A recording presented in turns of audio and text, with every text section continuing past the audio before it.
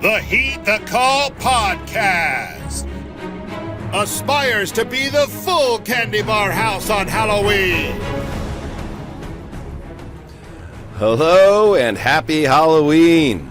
Welcome to Heed the Call with Dan Hanzus, a.k.a. Vincent Vega, and Marc Sessler. I'm trying, Mark. I'm trying to contain my disappointment right now. In what sense? This is like I'm not trying at all. Almost I'm making a point of how much I'm not trying Halloween costume you have on right now. And I'll go even a little bit further. We had given you your costume. You are Count Marcula. You're literally famous for being a vampire on the show, and it's fucking Halloween, and you wear novelty birthday sunglasses? Well, wait. Would I wear this normally Shame. out on the street? Shame. This is a Dan perspective, and I get where you're coming from, but this is a costume. I would not wear this normally out on the street. I don't say this lightly, Mark. This is the first time I've ever been disappointed in you. That's all. Well, I'm sure it's not. And you've the broken first. my heart. It's certainly not the first time. It's the first time today. Okay. Well, we're off and running. Hey, Justin, how are you? Let's see if you've actually put in effort to our show today. All right. Hey. What do we got? Steve Irwin? Steve Irwin, that could be one interpretation. I was going for Gone Fishing. You know the NBA on TNT segment when a team gets bounced from the playoffs, they say they're gone fishing. And since we forked my Titans on yesterday's show, Titans are gone fishing. I'm a Titans fan, so that's... All right. That's the I like the logic. I like where you got there. Let me say this, Dan. The Vincent Vega, you've done an A+ job, and I'm not trying to score points with you. Amid your disappointment with me, but I'm so bummed. Thank you very much, but dude, if you didn't want to be Count Marcula, what about Cliff Booth? Give me something. You got it. I never dressing up as Count Marcula never even came to mind. So you should have suggested that.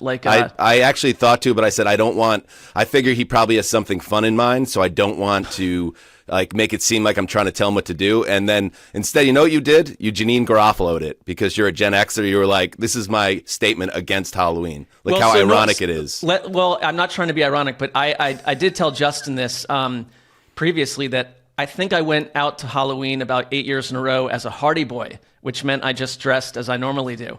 And so, it's a state of mind. The costume is a state of mind. So, all right.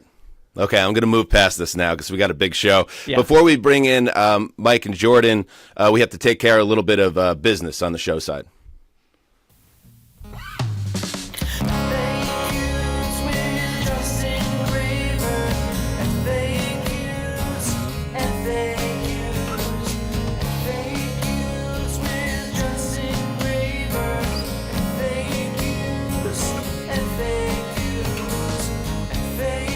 Okay, enough of that. All right, yes, FAQs does mean facts and questions or something else, apparently, but, we're just going to roll with it. Go ahead, Justin, take it away before we get into the Week 9 preview. All right, shout out Carl Pariso for that song. 2 items in today's Facts and Questions segment. Firstly, on the Panthers getting the first overall pick 3 years in a row thing that we were talking about recently. Number 1, there has been a team to get the first overall pick 3 years in a row. From 1976 to 1978, the Tampa Bay Buccaneers did it. Secondly, regardless of if the Panthers finish this year with the first overall pick, they will not have earned it 3 years in a row because silly me forgot that they acquired the Bryce Young pick from the Bears. They traded for that pick, and that's how they ended up not having the number 1 pick last year because the Bears had a great move, by the way. A great move in retrospect. Yes, it was, but pretty dumb of me to even. Justin took some bullets on Twitter for this, and he was humbled. And second item here, the Fork Committee has some corrections to issue from Wednesday's show when we forked the teams that we forked. Somehow, the New Orleans Saints escaped the conversation. I don't know. Did we all just obviously assume that they were forked already and forget to bring them up because of that? Should they have been included in the? It was an oversight of the court, so all in favor of forking the New Orleans Saints say aye. Aye. Aye. All who oppose, the court is silent. It is unanimous. Fork the New Orleans Saints. And we always, as we always do, we catch a bunch of court is adjourned. We get a bunch of people saying we're gutless and all this, but without fail, one of those teams are going to make the playoffs. So remember that. Remember that. We'll come back to this. Check back with us. We will. On December 31st or January 7th and see where we're at. All right. I want to tell Yes. you one thing. Like, my child asked me to wear this, just if that can soften your disappointment in me. I now told it's you- in my head. It's in my head. I told you I've moved on from it. Okay. Well, I haven't. But it hurt me. It hurt me because right there, Yeah, but should I Count so- Marcula. Yeah, but that's a classic Mark situation. Either I hurt Dan or I hurt my child. Oh, I see. Okay. So now you're doing the Nick Sirianni move where it's like, Yeah. I messed up, so I'm going to bring my kid to the press conference That's so people exactly won't what's ask me hard happening right questions. here. Yep. Whenever you can go full Sirianni, you got to do it. That's All my right. Halloween costume, full Sirianni. You're Nick Sirianni. All right, let's welcome in our regular Thursday friendos. Here they are, Jourdan Rodrigue and Michael-Shawn Dugar of The Athletic. All right, let's Look at start Mike. with Jourdan here. Jourdan, I guess, are you the paranoid android boy from the Radiohead video? If you want to go with that, absolutely, I accept. I also have my costume today. I know it's like really elaborate, lots of layers to it. I'm Jourdan, but in a different hat. Okay. So here we go that's again. Here we go again. People big time at Halloween, all the grown-ups. Look at you. Look how you get it, guys Jourdan. don't take it seriously. How cool you guys must feel. Have fun at the Morrissey concert. All right. What about Michael-Shawn Dugar? Who are we, Mike? I think I know, but let the people know. Oh yeah. We're prime today. Got the Dion get up on, prime shades, really fake gold chain here going on, and the hoodie that says, what does this say? Ain't hard to find. Love it. Beautifully done. Shout out to the Buffs. I like the headset too. That's a nice Oh, he's touch. got the whole thing. That's what I'm talking about, Mike. You did not let me down. Mike, did you know that Mark and I are former colleagues of Coach Prime? So this even hits home a little bit harder. We were right. very close with Yes. Dion. Yep. He spoke to me once. He speaks passed to me me in the every hallway Saturday. once. Yeah. Almost made eye contact. It was incredible. All right. Let's get into it. We got so much to get into on this happy Halloween. Digging in as we always do, starting. Oh, by the way, this is the last day of October. It's also the last day of Boostober. Are we talking about this, Justin? Great. Underdog has been dropping new promos, boosts, and discounts every single day this month. But time is running out, so don't miss these specials because it's Halloween. I mean, the copy's a little behind the times, so this is me ad-libbing as Vincent Vega. Just download the Underdog app, sign up with the code HTC, and Underdog will give you a free pick to use on your first cash pick'em entry, plus up to $1,000 in bonus cash when you deposit for our U.S. audience only. All right, two teams on bye, the Steelers and the Niners. Everybody else playing. Let's start with the primetime games. The Indianapolis Colts, number 21 in the latest HTC Power Rankings, at the Minnesota Vikings, number 7, coming off 2 losses in 5 days after a 5-0 start. Vikings laying 6 points of wood here. So Sunday Night Football. Let me fix my little thing here. It's bothering my neck. What do they call this thing again? A bola? Bolo tie. Bolo tie. He wears Also this. known Close. as a Texas tie. Oh, okay. All right, Justin. Hook 'em. Vincent Vega, I don't know, Mike, how much you're into Pulp Fiction or if that's on your radar, but this is what he wears on his date with Mia Wallace at Jack Rabbit Slim's and then the infamous night after that. I have bad news for Pulp Fiction fans. I do not like that movie. I thought so. I'll make this very quick. The disappointment just grows. My roommate in college, one of my good friends, he was just hyping it up. It's like, dude, Mike, because he knows I'm into movies. I was a writer. He's like, you're gonna like the dialogue and everything. And I watched it with him in college, and I was like, that was not a good movie. Not just phenomenal like he was hyping it up to be, but just not very good. And then I've just come to also, I should add that what's the director? That's Tarantino. Yeah. Yes, right? it is. Quentin Tarantino is the director of Pulp Fiction. Yes. I think I like one Tarantino movie. Wow, I've seen, like, that is 8, a massive. There's a chasm he's, between like- our film interests. I think he's like super overrated, and a lot of his old dialogue is like super racist. So yeah, he doesn't move me. All right. Well, much. listen, that is something that is fair to say. He also.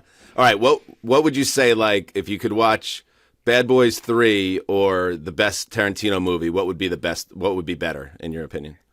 Probably the best Tarantino movie, as long as it's shot in order. I do think that's another critique of mine. He just the shooting stuff out of order it's a really hard thing to pull off, and I don't think there's one where he's pulled it. But off. you said you liked one of his films.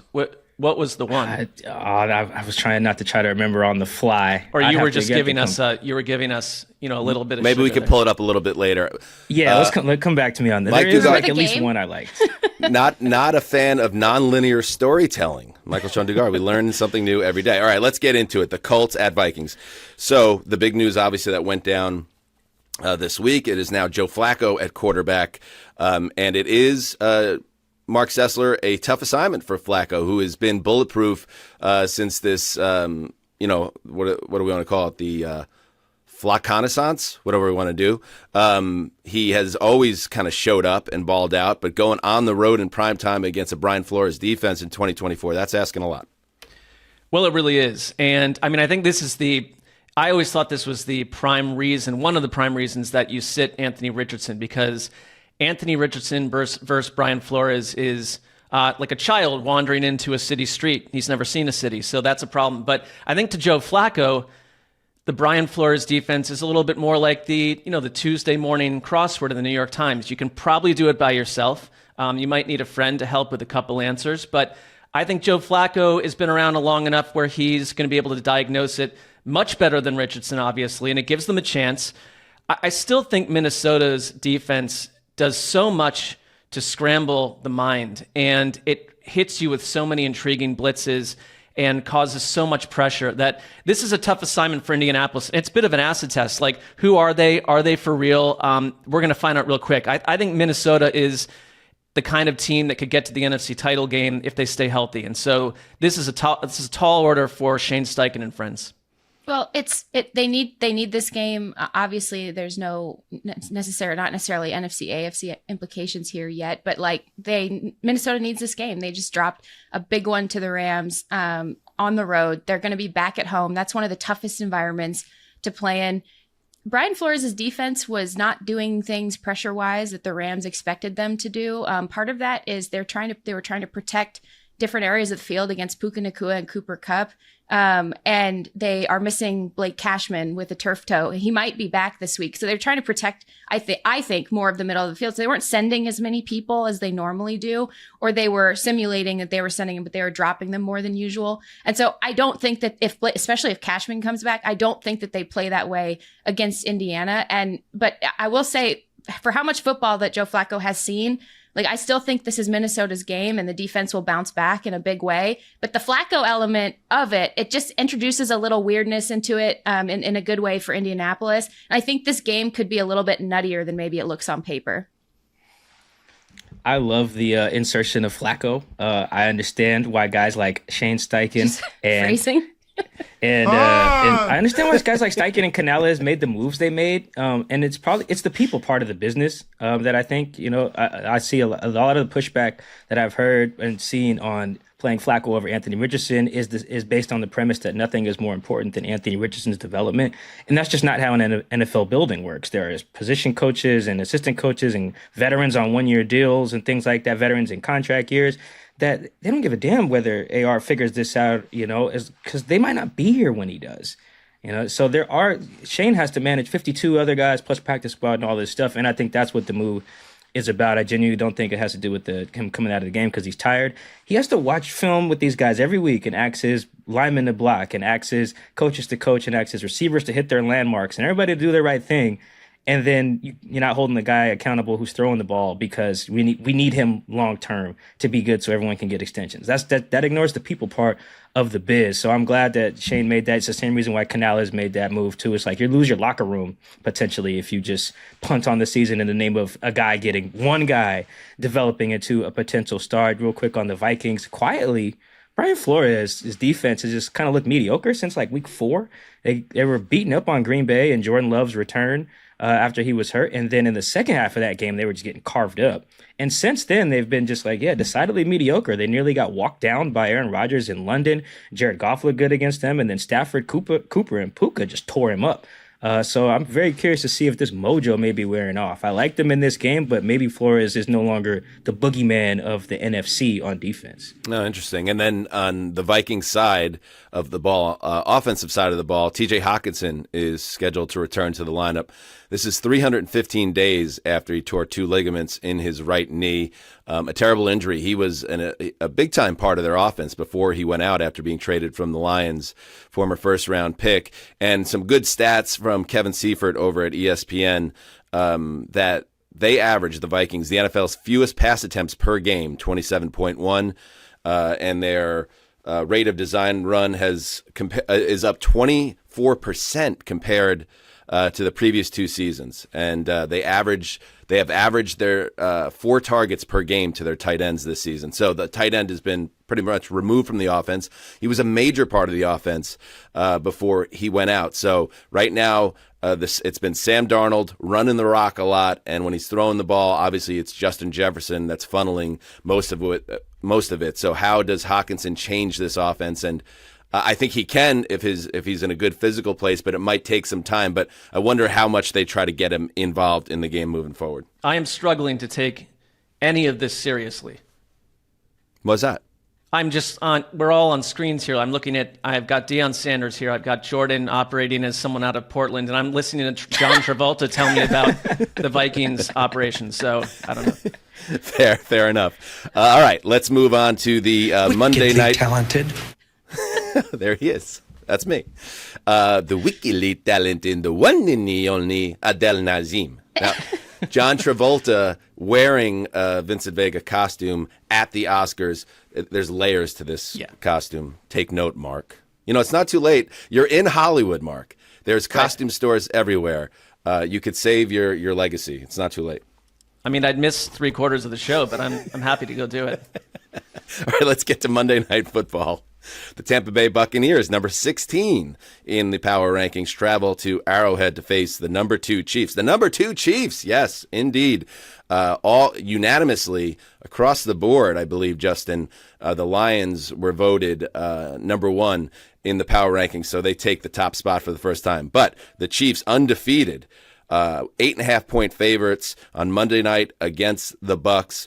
Jourdan, your kind of feeling about the state of the Chiefs. Like, do you think this is a team that has a chance to keep stacking these wins and start to get into some interesting territory, shall we say? Or are they ripe to be picked off? Because it's about that time of year where the final undefeated team has a stumble. Yeah, but probably not this week, in my opinion, because I think this is one of those games where Tampa Bay is the team that's sort of falling apart and starting to get sloppier and sloppier. I have a point on that I can make later. But on the Chiefs, they're having a really statistically down year on offense. They're putting a lot on their defense. But I think that this is the type of game, particularly in the passing game against a Bucs secondary that's just been through the ringer this year in terms of injuries and just different personnel having to bring in help from different areas, especially, midweek. This is an opportunity for the Chiefs offense to start to put things together, what this is going to look like moving forward, especially after the moves that they did make. And they've been putting a lot on their defense, and they clearly know it because they went out and got Josh Uche. And I love that move for them because his 2022 statistics show you that he rushes better with a partner. 2022, 11.5 sacks with Matthew Jourdan, and then totally disappeared over the next year, and he's going to have the luxury of playing next to Chris Jones. So they seem to know how much they're putting on their defense. They're leaning into that personality. So championship teams, every single one has a different personality. Understanding it early on in the season and then loading up or making or pruning in different areas accordingly is key to actually sustaining a run like that. And the Chiefs so far, to me, look like they're doing it, and they look like they're ready to keep putting these wins together. Yeah, I'm with you. I think the Bucs are a lesson in when you meet a team in the season. You don't have Chris Godwin, you don't have Mike Evans.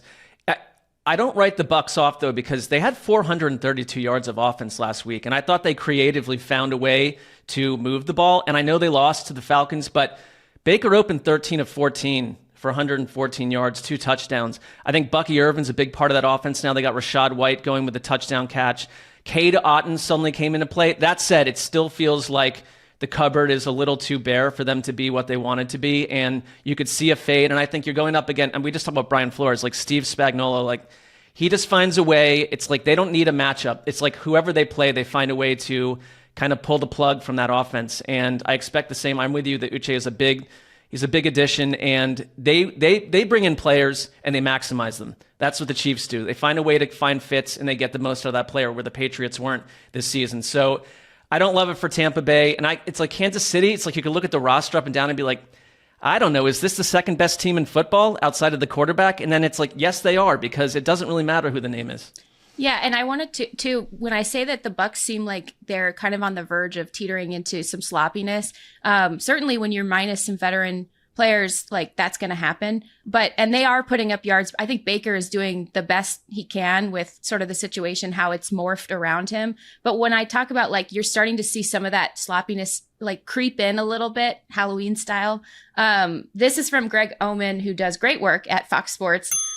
One part, he said in a post, one part of the Bucs regression in the last 4 games, offensive penalties that are backing them up. In the first 4 games, when the Bucs were 3-1, they had 11 total downs, needing 15 plus yards for a first down, which is great. It means they're staying ahead of the sticks really well. In the last 4, they've had 25. And on those 36 plays, they've only had 4 first downs all season. So they're getting behind the sticks a lot more. And part of it is self-inflicted in a big way. And that's where you can see some of the mental strain is starting to come in a little bit. What do you think, Prime? Yeah, I'm not. Also, I love how Mark couldn't get used to me talking football like this. I'm dressed as a football coach. Yeah, like, well, that's fair. I'm just reading right? your screen and your glasses. I got to be honest with you. I'm like getting a really football close coach to the screen. So and the greatest cornerback who ever lived. I mean, what could be more football than that? Yeah, and a guy who was a former football analyst as well. I feel like very fitting. Yeah, very fitting. He was getting paid a lot to be a football analyst. I agree with that. That's true. Shout out to Josh Uche, by the way. Relatable content there. Better when he has a partner. Aren't we all? Can't relate. We all? Yeah. I'm gonna jump on this, not being worried about the Chiefs either, just because of I think I mentioned Flores as like the NFC version of Spags maybe earlier in the season, but I do think Spags has more. He's proven one, but also just has more potential for sustainability with where they're doing it. I think their defense top 10 in points per drive right now, right outside the top 5 in EPA per play. They're just really hard to score on. And that sounds like an oversimplification, but I mean, when you're trying to just build a good defense, you should start there. Can we make it really hard on the other team to score on this? And they find just different ways to go about it. I think it's admirable what Baker has done this season. Is basically like, you know what? We're kind of at Oklahoma again. I'm just going to throw it a lot. Now that can get slippery slope when you're throwing to guys whose names I got to Google instead of Mike Evans or Chris Godwin. But I think Baker's still on pace. He's throwing 40 times a game, or dropping back 40 times a game, I think, which is second only, I believe, to Geno Smith. Another guy who in college was just like, I'll sling it every play if we need to, and is doing well with that. You kind of can see the college backgrounds kind of helping these guys stay afloat when they don't have the necessary balance on offense to be successful in the NFL. I do like the Chiefs in this one because of their defense and because of Andy Reid. I just think he's going to figure it out. He could take the 5 of us, put us on the field, and Mahomes would find a way to throw Mark a touchdown on a shovel pass or something. I'm pretty sure he would figure that out. So I like them, although I do like the Bucs to cover in this one. I think they're getting way too many points for a team that has proven that they can move the ball even without their top weapons. Mike Evans, Chris Godwin, obviously on the shelf, as we said. Tampa Bay ran 72 plays against the Falcons. Only 15 of those plays were toward wide receivers. One of the guys you probably had to Google, Mike, was Raheem Jarrett, who led the team with 3 catches. Those are his first 3 catches of the year, which is 75% of the way toward his full total from last year. And one last point on the Bucs side, man, just give the rock to Bucky Irving and make him your number 1 running back. He's averaging 5.2 yards per carry. So you could find ways to keep White involved as well, but you got to start giving Irvin the rock, and I think that's a key to an upset, finding some balance and helping Baker when the wide receivers are out. Okay, we're just getting started. When we come back, we dive into the games we cannot wait to watch on this happy Halloween. Hey, Mark, how many times do I need to tell you about Mondo's 4-in-1 acidified cleansing bar? How many? You've told me many times, but I don't mind hearing it again because I absolutely love the 5-ounce bar that does the work of a shampoo, face wash, body wash, and deodorant. Me too, brah. I love that it's formulated with a gentle alpha hydroxy acid that stops odor at the source, and it's clinically proven to control odor for 24 hours. That's a whole day. Big words like pH and alpha hydroxy acids. Who cares what they mean? I just know that Mando's 4-in-1 acidified cleansing bar works. Yes, I trust the science, and particularly the scientists. It works, and it simplifies your hygiene routine, especially if you're traveling. It's the only thing you need to pack, and you get it in 3 cologne-quality scents. Mount Fuji is fresh and woodsy. Bourbon Leather is sweet and sophisticated. That's my favorite, because I am sweet and sophisticated. While Pro Sport is clean and citrusy. And I'm clean and citrusy, so that's my pick. There's Sporty also Sessler. Mando's. Yeah, there's also Mando's starter pack. It's perfect for new customers. It comes with a solid stick deodorant, a cream tube deodorant, 2 free products of your choice, like maybe a mini body wash or deodorant wipes, and free shipping, Dan. That's right. Luckily, I have a discount code to help our listeners get hooked on our favorite smelling whole body deodorant on the market. New customers get $5 off a starter pack with our exclusive code HTC. That equates to over 40% off your starter pack. Use code HTC at shopmando.com. That's 40% off with the code HTC at shopmando.com.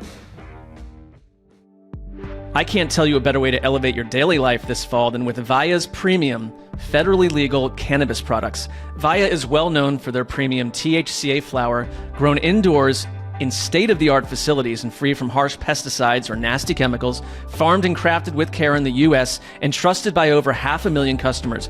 Via just launched their high THCA flower in 7-gram and 28-gram bags, and brand new flavors for the THCA vapes line. So you have more options than ever to blaze your own trail. Dan and I were sent a box of this product along with Justin. We know Justin uses it. That's confirmed. But I took one called Dreams, and that worked. And the best part, Via legally ships to nearly all states in the U.S. in discreet packaging directly to your door with a worry-free guarantee, no medical card required. So if you're 21 or older, or Justin, check out the link to Via's website in our description and use the code HTC, that's us, to receive 15% off. If you want to support our show, and this is important, please tell them Heed the Call sent you. Again, use the Via link in the pod description and code HTC for 15% off. This fall, enhance your everyday with Via.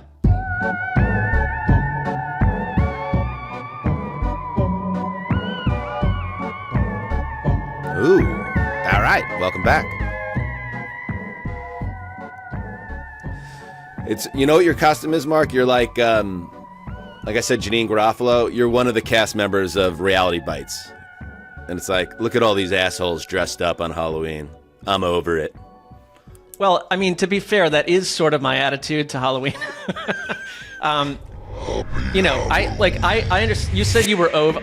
When Dan says that he's over, like I've moved past a certain thing, that's like, if he says that, it's absolutely not the case. I'll probably get a text after the show about this, and then we'll discuss it at some other point later when he returns to the West Coast. So this was one of the worst. It's Halloween. It sounds like I'm a real monster.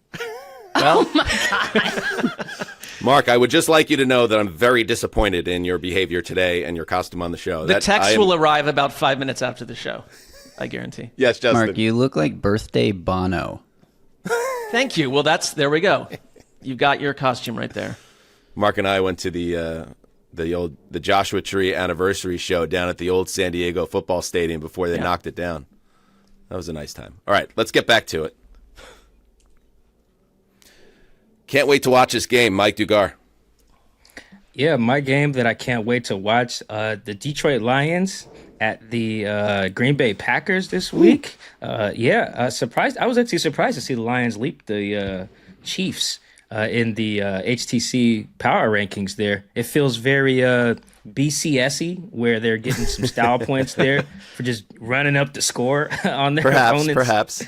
Yeah, there's some style points there, which I'm not mad at. That's fine. Run it up. We don't see that much in the NFL, and that's part of why I like this matchup. I like both coaches for different reasons. I think LaFleur has just got his guys just really just locked in, particularly on offense. Obviously, his bread and butter, but you just see how he can just be pliable from game to game, mid game. You know, you watch the film of that Bucks game, or excuse me, them against the Jags, and they were getting real pass heavy there. Jordan Love was slinging it, and then as soon as he went down, I think they ran the ball like 5 times in a row, and then called like a play action shot, and then Josh Jacobs eventually ran it. Like they just they switched their identity, and they were prepared for it though too. It wasn't just that they switched and that they got it done. Like Matt LaFleur is doing as good a job as any coach, I think, on the offensive side of the ball. And then Dan Campbell is just like, I'm gonna score 50 every chance we get. Like he seems just angry. I'm not sure why, because he seems like a very happy guy from afar, but he coaches angry. It's like, I'm just trying to just embarrass.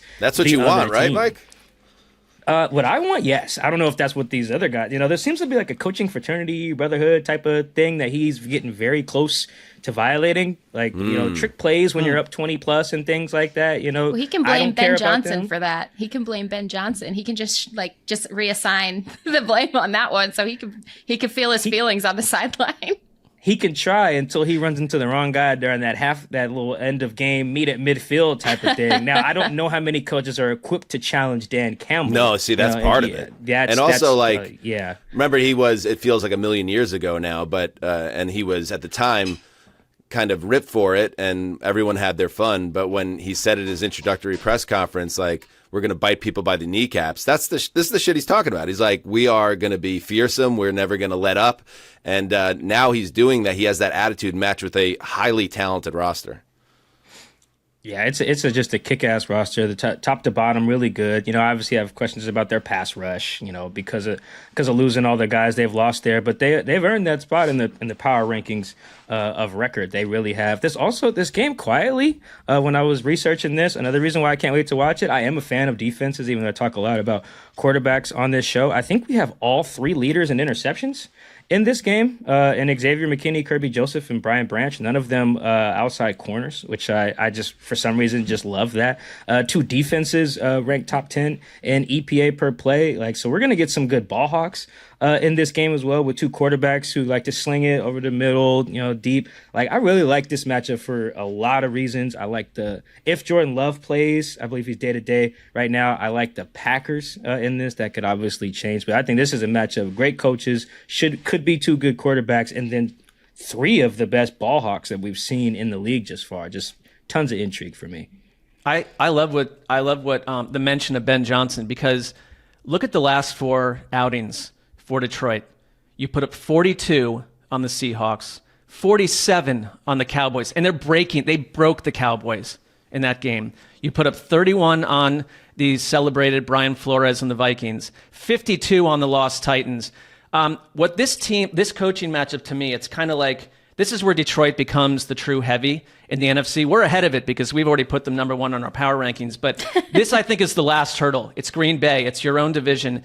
And it's Dan Campbell versus Matt LaFleur. It's the classic, the old 80s movies. It's jock versus nerd. And I know that the cinema typically favors the nerd because that's how most of us kind of feel inside sometimes compared to our opposition. But in real life, the jocks just knock those people out. And that's what I sense here. I sense a playground beating. And I think that, if you don't have Jordan Love here, you do, but it's I think that the Lions are out for blood.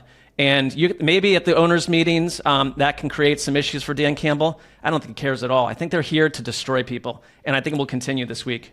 Is Matt LaFleur the nerd in this scenario? He is, because Matt LaFleur, and you know this better than anyone, Jourdan, that Matt LaFleur is a great coach, but he is certainly the thought guy, wow, he's such a thinker and a mathematician and he can do anything with scheme. Dan Campbell's I've got giant muscles and I'm going to blow your head off. So they're quite different in my head.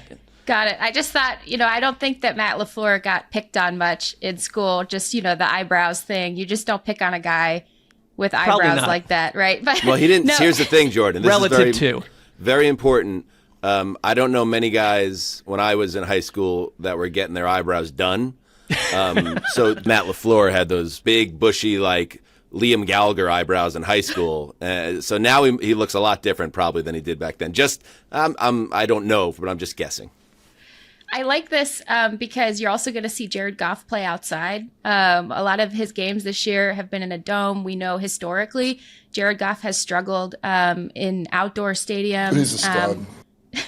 And also, but also, I do want to make the point that this is not the Jared Goff of old, and he showed us that last year, but he's really showed us this year. In fact, like, you can't do really anything against him to rattle him at this point. Now, maybe the elements come into play or something like that, but he's playing well against any type of defense, no matter how much pressure they're sending at him or not. And in fact, he's actually getting pressured at a really significantly higher rate than normal, a 35% rate. And he leads the NFL in passer rating when he's getting pressured. So you saw this in that game that I was so excited about a couple weeks ago, Minnesota versus Detroit, and watched him pick apart some of those pressure looks that he was getting. So I love this matchup for that reason. You're seeing first a quarterback who is at the apex of his ability and really has climbed into a new level than I think a lot of people ever thought was possible, in doing so with an absolute wagon of a team on both sides of the ball and seriously cool safety play on the other side. And then also you're seeing on the other side too, Mark, to your point, a team that knows how to win in multiple ways. And they already proved that. They already laid out the proof of concept. They're not troubleshooting on the fly anymore because they already have multiple game plans for any scenario, whatever happens with that quarterback. So I love this. I think this is a really smart matchup all around. Led by Xavier McKinney and his league-leading 6 interceptions, the Packers have forced more turnovers than they did all of last season. They're already up to 19 halfway through this season. And one other note. This is an outstanding unit. We're trying to... the crocodile hunter is feeling it right now, and I like it. One other point, Jordan Love, who's had a little bit of a topsy-turvy season so far, he has struggled mightily against the blitz this year. In fact, according to... let's see, who was it? According to The Athletic, who have some talented writers and reporters, he has he's 31st in the league among quarterbacks with more than 100 attempts in EPA when blitzed this season. So watch for Aaron Glenn to try to key in on that and get after Love and cause him to make some errors. Next up, the games we cannot wait to watch. Jourdan. Okay, I am picking the Heed the Call power ranked number 15 Los Angeles Rams at the number 20 Seattle Seahawks. This is 4:25 p.m. Eastern on Fox. Wait a second. This is the HTC Athletic Bowl right here. It between really is. Rodrigue I get and to see Dugar. Mike. I'm so excited. I get to see Mike in the press box this Can you weekend. guys sit next to each other? Can you choose that, or do they put the little paper I think up? we can't. We always catch up before games, which is nice. Mike does this really great thing too, where often he brings beer for the end of the game, and has great taste in IPAs. So hint, hint. I knew there was a reason we wanted Mike on this show. Yeah. It all makes sense now. This is the only time I've picked a Rams game this season. I try to not overtly talk about the team that I cover, and I love to watch the other teams. So perhaps this will be the only time, depending on how this game goes. It definitely feels like a pivotal moment for both of these teams. The Seahawks are in danger of falling apart after getting rolled at home by Buffalo. They still can't protect Geno Smith. They'll now face a Rams defensive line in which every starter and one rotational player are getting pressure at above the league average rate, including the Defensive Rookie of the Year candidate Jared Verse, who, as Mike and I have talked about, has doubled the league rate. And the Rams have life after 2 wins in 5 days, including against the powerhouse in Minnesota. Yes, that was a terrible missed call. And Matthew Stafford has his top receivers, Puka Nacua and Cooper Kupp, back. When Kyron Williams, Kupp, and Nacua were all on the field together last year, starting at about this time of the season, the Rams surged to a top 5 offense in essentially every basic and advanced statistical category. And in Seattle against a team desperate to put their own season back together, with the NFC West stakes certainly on the line here, this one could get weird. It could get fun. It might be rainy and cold. I love it. Money Mike. Yeah, I'm going to go ahead and obviously give my expertise from the Seahawks perspective. I'm very concerned about the state of the Seahawks. It feels like their season is on the line in Week 9. They're reeling a little bit. What are they, 4-4 right now? But if you lose, you're in last place in the division heading into your Week 10 bye, right ahead of the trade deadline, which somehow is on Election Day as well. I don't know. That seems a little funky. The NFL is like, we're going to own that too. No, seriously, that's what I was thinking. Like, they came for Christmas, they came for Black Friday. It's like, now you're coming for you get tight end day. Listen, don't get us going. this is the greed that they were talking about in the Bible. Jesus, Roger. Anyway, what did Cubans say? Pigs get fat, hogs get slaughtered. It's just absurd how many days they're trying to own here. But I really am concerned because they don't have Mike Macdonald doesn't have obviously a track record of like pulling a team out of this. You know, he's still trying to prove to his guys that his way works. Like he's very process over results, which is fine. But eventually you need results. You're the new guy. Like guys need to see that you know what you're talking about. I think the Seahawks are experiencing some predictable growing pains because everyone is new at their job. Their head coach is new. He's never been a head coach before. Their OC came from college. He's never coached in the NFL before, let alone been an OC. Their special teams coordinator is from college, Jay Harbaugh. The defensive coordinator by title, Aiden Durde. He came from the Cowboys as a position coach, so he's never been a D coordinator before, and none of these guys know each other. Mike Macdonald tried to hire based on merit, not just call up all his homies, which is also fine if it works. You know, he just put a bunch of inexperienced strangers in important positions on a team that was trying to win now and not rebuild. There's a lot of pressure there to decrease your margin of error. And when you go 4-5, you'd be 0-2 in the division. I believe they'd be 1-4 in conference with a loss. It'd be like their 4th straight home loss. See, like all the things that would be piling up there heading into their bye week. Very concerned. And Matt Stafford and Sean McVay, as Jourdan and I have talked about over the years, they've gotten several people in Seattle sent to the unemployment line. Coaches, position coaches, people in front offices, players. Like playing the Rams has been detrimental to people's livelihoods in Seattle. And it could be the same thing with this new regime if they can't stop Matthew Stafford or Matthew, Puka, and Cooper on Sunday. I was going to ask you something, Mike, because a drill down. You're in the NFC West, which is a showcase for offensive minds. You obviously have McVay. You've got Shanahan. I'd even say Drew Petzing has his moments too. And I feel like every time I watch a Seahawks game, and this is a Ryan Grubb question, you've got two really solid running backs. And it feels like you're coming into halftime week after week. And I think last week they had 1 yard rushing against the Bills in the first half. Well, what's happening there? And whenever I watch these Seahawks broadcasts, it's like, well, they do mention the inexperience of the coaches versus like a Sean McDermott. But what is going on when why are they not establishing like a more balanced offense? It feels like that's happened multiple weeks. Yeah, I think this is just what happens when you hire someone who's had so much success throwing the ball. You know, he believes in the run game, but it's almost being treated like a side dish. Like, okay, we have to run the ball because we got to balance out our numbers. It's almost like something you have to do versus it being who you are. You know, and I think that it's really important. You can't just like, oh, okay, we're going to throw in a few inside zone runs out of shotgun to balance things out. Like, no, if you're going to be that, you got to be that. And instead, it's more like, oh, damn, Ken Walker's only touched the ball twice. Let's call a run here, guys. It's like, that's not how it works, you know, in the NFL. And as someone who, I'm a Wazoo guy, as you all know, I watched the air raid for years with Mike Leach. This is exactly what it looked like. We would throw the ball a lot, and then after a while, like, all right, let's throw a run in here for good measure. And it just doesn't work like that. And I think that's what Ryan Grubb is working through as someone who had a lot of success at Washington building this elite passing offense. But now you can see where the run game has been like his shortcoming through 8 weeks. Mike, I did want to check too with you. DK Metcalf, do you anticipate that he'll be back this weekend? Because he could be a factor. It's been hit or miss at times against this group. No Jalen Ramsey obviously now, so that probably makes a difference. But Darius Williams has been playing quietly some of the best football of any DB in the league over the last couple of weeks. And I will never forget the play he made a couple years ago where he jumped a screen pass and he intercepted it and he took it all the way back for a touchdown. I mean, this dude just really knows the Seahawks. So I'm wondering if DK Metcalf is going to be back this week.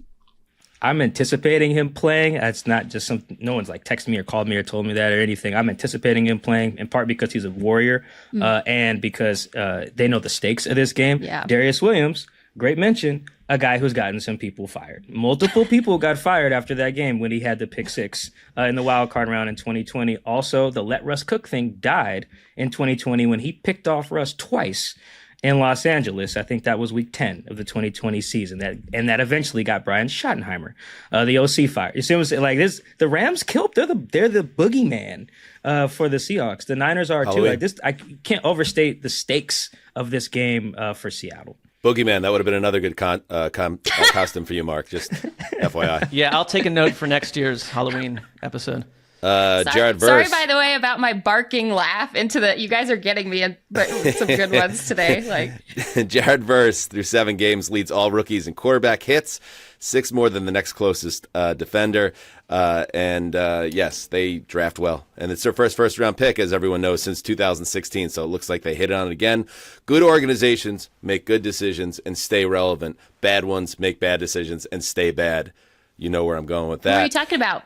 I don't know. Let's move on. Well, that team I'm talking about does play in the division, but we ain't talking about that team. We're talking about the Dolphins and the Bills, the game I cannot wait to watch. The Dolphins sitting at number 23 in the power rankings of record against the number 3 Buffalo Bills. We got them all the way up at 3.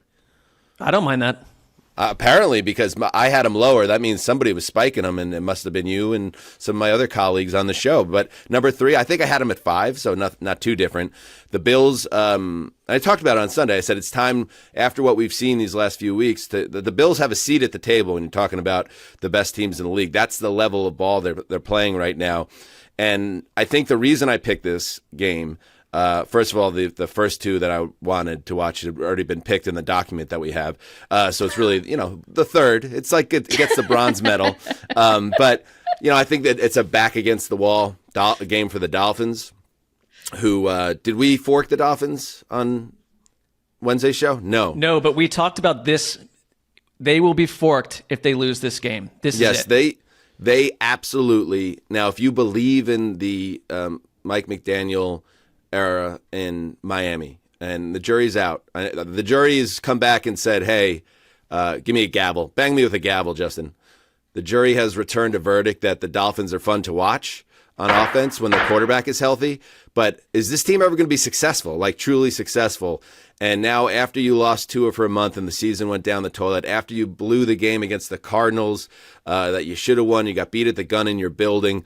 Now you got to do something special, and going up to Orchard Park to beat the Bills now would qualify. Again, now we're going to be in November, and if it's going to be chilly and unpleasant in Western New York, certainly possible. How does this offense travel? But I don't know. I think, and I don't know where this comes from. Maybe I'm like just stubborn about it. Impossible. That 2 weeks ago, I thought the Dolphins had a chance to get back into this playoff hunt. Well, here it is. Here's your season, and the Bills.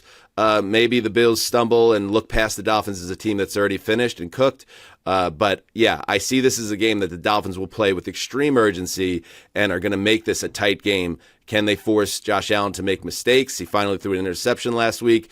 And can the Dolphins offense build on their week 8, which despite the loss, I thought, Mark, was quite impressive. The reason I put Buffalo up where I did, they've topped 30 points 5 times. And that's with an offense that came into the year where it's like they're kind of figuring out who they are with a lot of new faces. They dominated Seattle last week, and Amari Cooper wasn't a big part of that at all. He really didn't even play a role. So that person's going to become part of this too.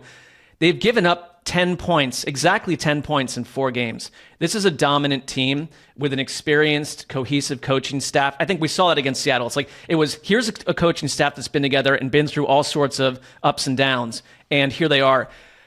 My thing about the Dolphins is the reason I think they could play in this game is they absolutely looked like the old Dolphins on offense last week. And I think it's not just all the parts came back into play.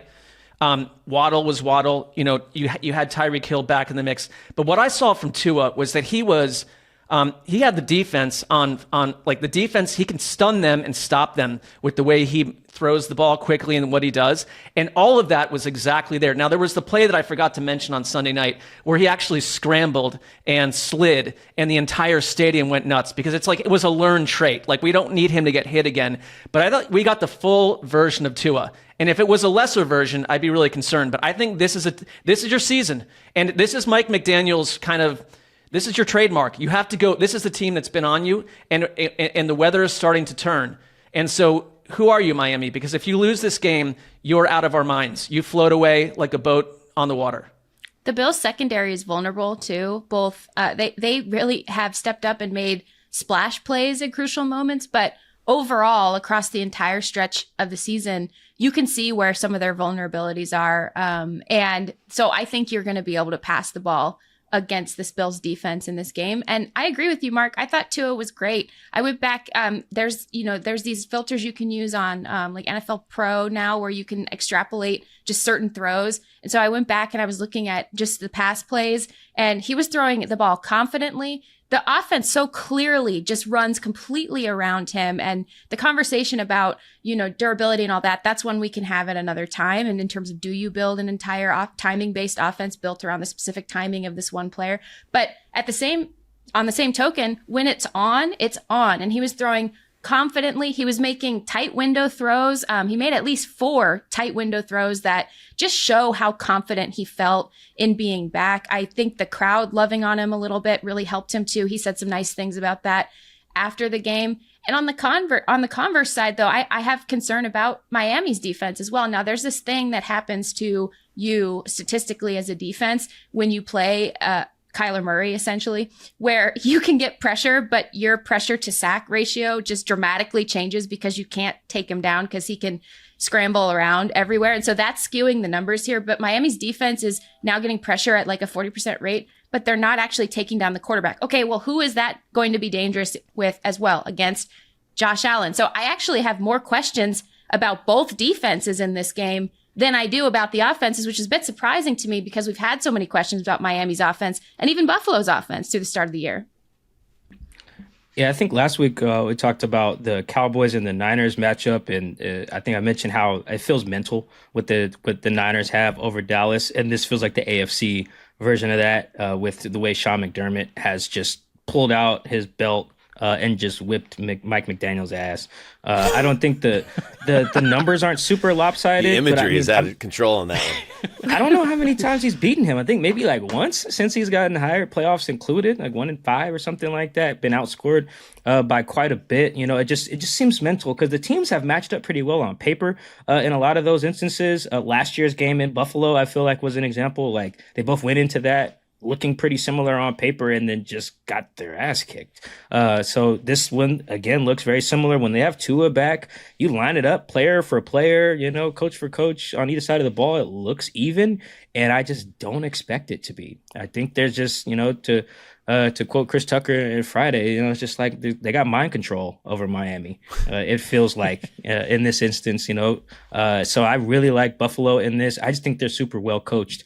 McDermott falls into that bucket of, I guess, the non-Super Bowl winning coaches that I just really believe in. Matt LaFleur falls in that for me as well. Just like, guys, so I'm like, I know you're going to have your dudes ready to play more often than not. And when I can count on that, particularly at home against a division rival, I'll really take you against pretty much anybody on any given Sunday. And then you add in how just inept Mike McDaniel's offense looks against competent teams, usually in November and December. Which is where we're getting to now. I think this could be trouble for Miami, and I do think there will be a big fat fork in them after Sunday. I was going to say, if they do lay an egg in Week 9, they could very well be sellers at the deadline at 2-6. And for that reason, I think this is the most important game of the Mike McDaniel era. And it just crossed my mind again. Deion has been in our lives for so long.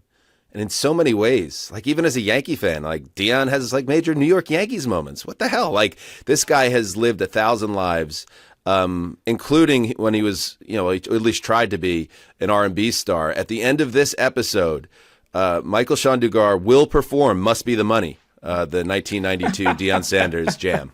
So just stay tuned for the end of the show. Oh boy, a song from the year I was born. Wow, that's a lot of pressure. All right, finally, Marc Sessler, the game you cannot wait to watch. And this is atypical, but I jumped in that document and grabbed this first this time. Was it you or was it Justin posing as you? Well, so last week I did work through our producer. He does a wonderful job, a great job.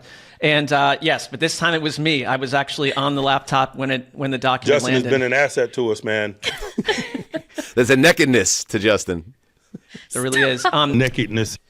I'm going Broncos at Ravens. The Ravens are on my radar a little bit, and I have a report from the future. Ooh. Okay. Oh, is that what the costume is? Those glasses see into the future? Because then it's not terrible.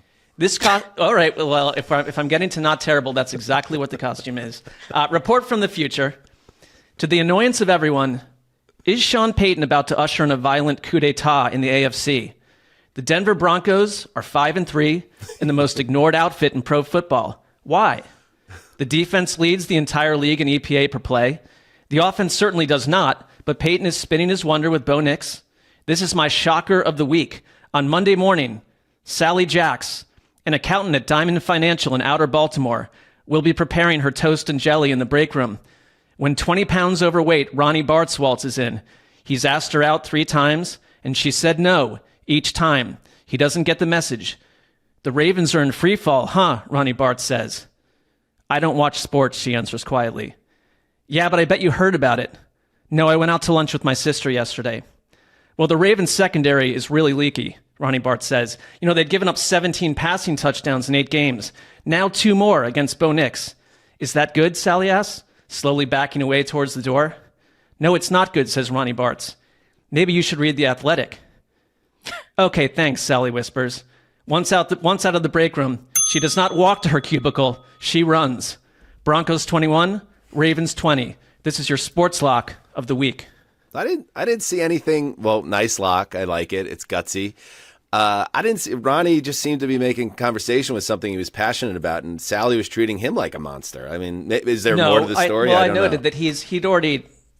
It's one of those office things that are wrong. Like he tried to ask her out 3 times previously, and she said no. Oh, I missed that. Yeah, he keeps.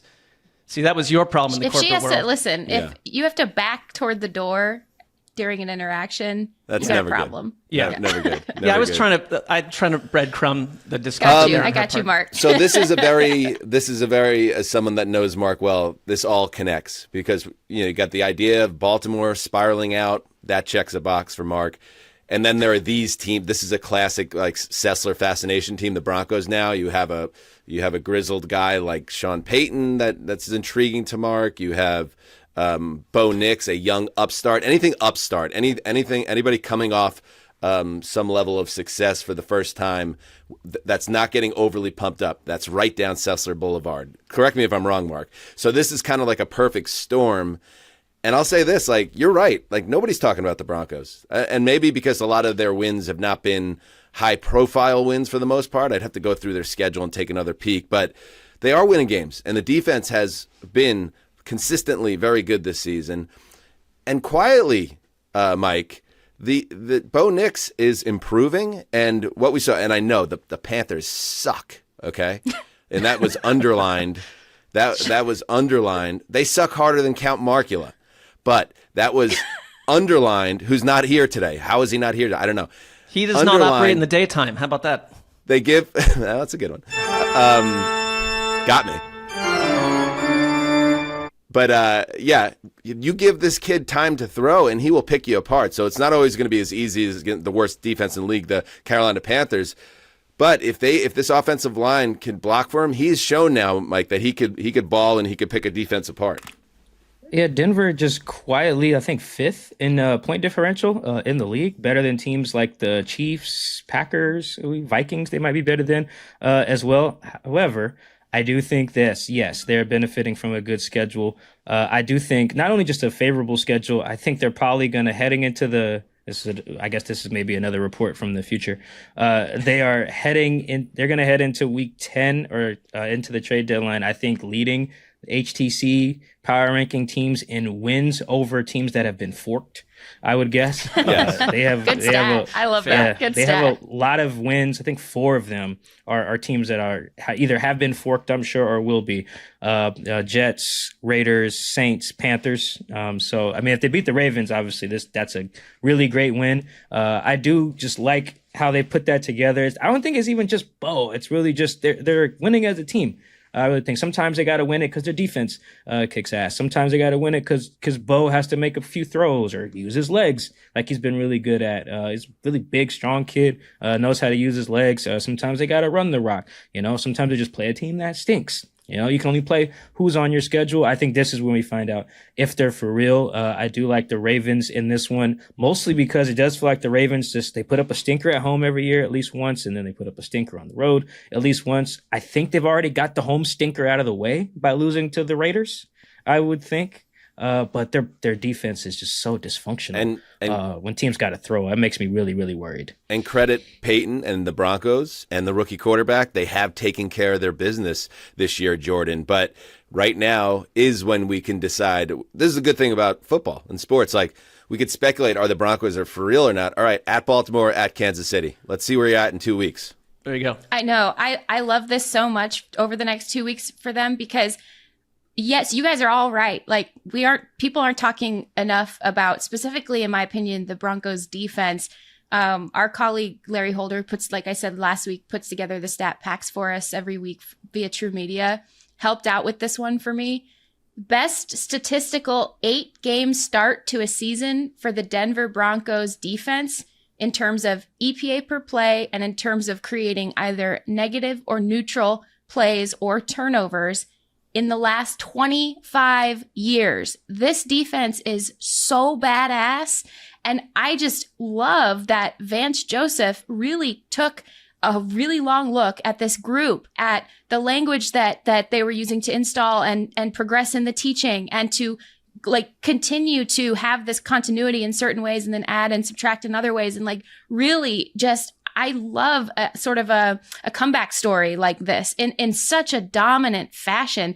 And I love that they're going to be tested against these two offenses. This is, to me, is a much bigger test than even Kansas City will be, because Baltimore, I've used this word again today. Baltimore is a wagon in every way on offense. They are so fun to watch play. And so they're going to need every bit of this historic defense to try to counter what Lamar Jackson, Derrick Henry, and company can do. Last note on the Broncos defense, this via Jeff Legwold of ESPN. The Broncos have 12 players with at least half of a sack and the highest pass rush win rate in the league, 55.8%. So they get to the quarterback. They have the best cornerback in the league.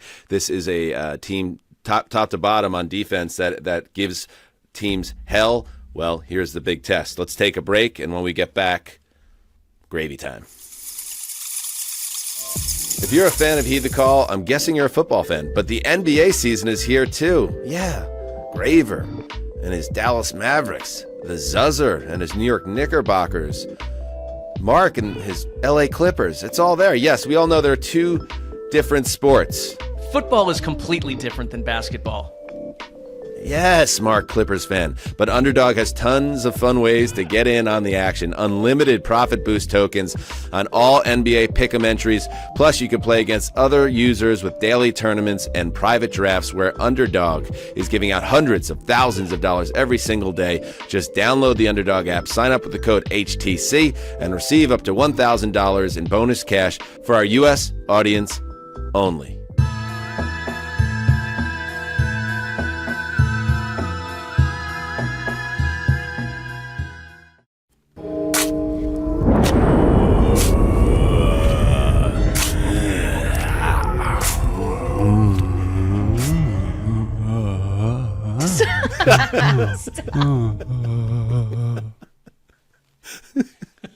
This is why you gotta watch the YouTube show. So all season, Jourdan Rodrigue has been pulling her earbuds out for the gravy boat because she's disturbed by the sounds Justin makes. And credit to Gravedigger, because it's Halloween, he came up with, what do you call that, Justin? The graveyard. The graveyard. And now Jordan's like, okay, no gravy boat this week, and it sounds like it's just a regular Halloween bit. Oh, but no, it got creepy and weird, and you didn't get those earbuds out in time. I feel violated. Never. Like Sally. All right, let's get to it. Me and Sally need to make a report to HR. Yes, you do. Into the gravy yard. All right, we'll start with Commanders at Giants. Fresh off the Hail Maryland, the Commanders sit atop the NFC East with a chance to strengthen their lead in this divisional matchup with the Giants. A fun storyline here. The two most exciting players in this game were teammates last year at LSU. Jaden Daniels, obviously, for Washington, and Malik Neighbors for New York. How about that? Mark, your thoughts on this one? We forked the Giants. I want to see how Washington responds. I think it's so interesting because they've grown up so quickly with a new coaching staff, a new quarterback, a ton of new veteran players on both sides of the ball. It's like they're going through this journey for the first time, unlike so many winning teams. And I think they're to be taken very seriously. And I was trying to compare them to, like, I'm not calling them the 1999 or the Rams. I'm not calling them like the first Kurt Warner Rams team, because that was a different type of offensive juggernaut. But that all happened coming off like a 5-win season too. And so I want to see how Washington, each week it's like, how do you respond? How do you respond to what happened last week? Because it had to be for each of those players, for the coaches, for the city, and what's happened in the last week. The biggest sports high that you can imagine in D.C., I went to school at American University, and the Redskins were the team then, and they stunk. And the Commanders have mostly stunk, and it's been so long. Like, how do you respond to what is really a civic wild moment? I think it's more of it's a bigger story than just the matchup, because I think you can go beat the Giants. That's not an issue. They're a little bit spicy, but like, what does the next step look like for Washington? Do they come out as consistent? It's kind of crazy that, like, last Sunday morning, we didn't know if Jaden Daniels was even going to play. Right. And, speaking of college, I was boots on the ground in Boston when the Patriots dynasty took off in the early 2000s. And as fans up there, like, I'm sure Commanders fans now, there is this, like, is this really happening to us? Like, when we've been downtrodden for decades, and all of a sudden, are we the big bad kids on the block? It's got to be. I'd love to feel that feeling one day myself as a fan, but it's got to be one of the best fan feelings to actually realize, and knock on wood, because Washington fans thought this about RG3 once upon a time, right. But to start to realize, wait, we're not the also-ran anymore. We're actually like the center of the football world. And on the flip side of that, their division rival, the Giants, who lost another game on Monday night. Can you just flash this tweet up, Justin? And I don't want. I'm not picking on Daniel Jones because he's not the worst quarterback in the league, but he's very clearly not a guy or the guy. This is the game-ending interception. Tim Holt on Twitter sent this out, where you have two guys crossing underneath. And yes, check it out on YouTube. This pass ended with a game-sealing interception. And it's like, go find a guy. And I know he had pressure coming in his face at the end of this play, but go find a guy who can make the plays that Daniel Daniels makes. Oh, and by the way, not to dwell on it, but if you don't have your little Tommy DeVito moment last year, Jaden Daniels is probably making those plays at the Meadowlands. But listen, we're a Tiffany franchise. A little petty, but yeah. Something that's irritating too about the Daniel Jones situation is that Brian Daboll is actually building in pressure answers into the offense. But literally, Daniel Jones is not moving them to where they need to be. On the strip sack by TJ Watt near the end of the game, he was supposed to move Theo Johnson to help chip and not let Watt basically get to him clean and free. And he didn't move him because he was focusing on other stuff. That's just like the Daniel Jones story, in my opinion. And it's irritating because this keeps happening. Those types of plays, like what was just shared out. I understand that there was pressure coming at him on that play, like you said, Dan. But again, there are answers that are being schemed into the equation for him, and he's just missing answers on the test. And I think that the Giants are a mess. I love their rookie class. I think there's some real bright spots. Sorry, shameless plug. I just had Brandon Brown, the assistant GM for next week's episode of the Play Callers, talking about what the future, could potentially look like. There are bright spots within this organization, but if you can't fix your quarterback question, you have nothing. And so that's we see that on the other side. Every team, it feels like week after week, so many of these teams that the Commanders are playing, they exist as a reminder of what happens when you get the answer right at quarterback. And about the hype and the buzz about the Commanders, I love Jaden Daniels, how calm he is, how after that Hail Maryland, like, he just did not even blink an eye. He was so even. It was almost like, dude, did you see what you just did? It was incredible. And you could see his teammates, like, they just wanted to be close to him. They wanted to be around him. Bobby Wagner and Frankie Louvu waited for him on the edge of his post-game field interview to be near him. For Bobby Wagner to show that respect to you, I mean, I think this is a very inside-out organization. And I know that there's a lot of excitement and buzz growing on the outside, but I don't think it'll rattle these guys on the inside at all. Next, Cowboys at Falcons. The Cowboys somehow avoided a forking on Wednesday's show. Not blaming anyone, Dan. But can they avoid dropping a third straight? Can they avoid dropping a third straight game in this contest with the Falcons?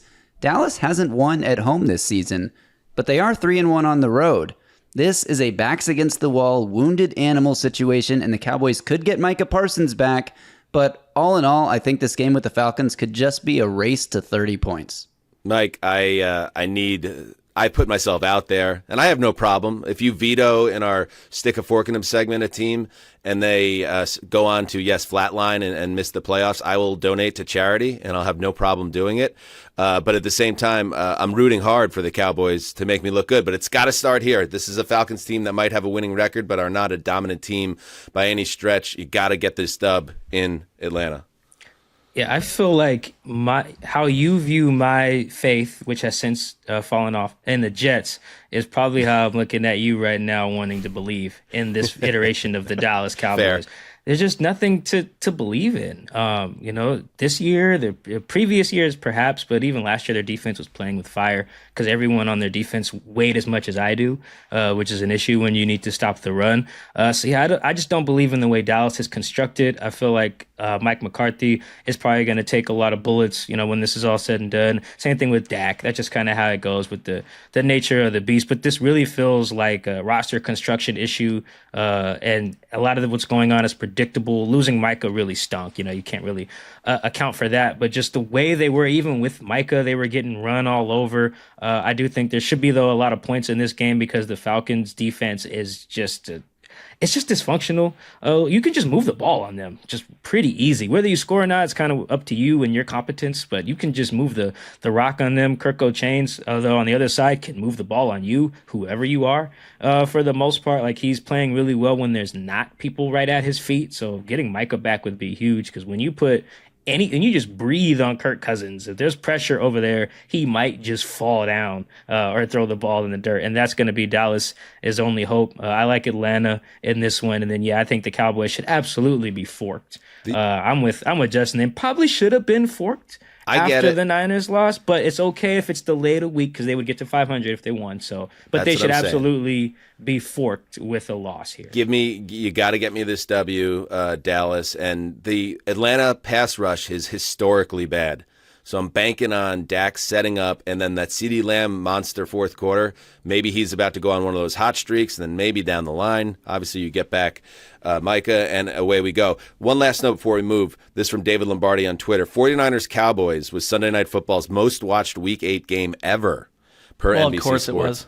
Peaking at 26.4 million viewers. So people that don't understand why the Cowboys are always in primetime no matter what, that's why the Cowboys are always in primetime. And Cowboys fans that worry that the Cowboys as an organization have lost the plot and they see themselves as a huge success despite having no chips or no Super Bowl appearances in a quarter century, well, because they are a massive financial success. It's just not on the field. Next, Raiders at Bengals. Cincinnati was the biggest faller in the latest edition of the HTC Power Rankings, dropping 8 spots from number 11 last week to number 19 this week.